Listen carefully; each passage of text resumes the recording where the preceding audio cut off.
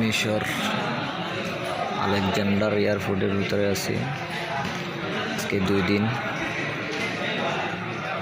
এখনো আমাদের ফ্লাইট হয় নাই, ফ্লাইট হবে ইনশাল্লাহ। এখানে বাঙালি, সব বাঙালি। ইতালি যাওয়ার আশায় বাংলাদেশ থেকে অনেক যাত্রী এখানে আছে, কিছু চলে গেছে অলরেডি, কিছু আছে। অনেক মানুষ, সব বাঙালি। তার ভিতরে আমি অদম্য আছি। আল্লাহ যেন আমাকে চোখে সালামত পৌঁছাই ইনশাল্লাহ। আশা করি ইনশাল্লাহ পৌঁছে যাব। আমাদের ভোর 5টায় ফ্লাইট আছে, আজকে চলে যাব। এদিকে আমি তো বসার মধ্যে ভিডিও করতেছি, কিন্তু আমার পিছনে অনেক বাঙালি।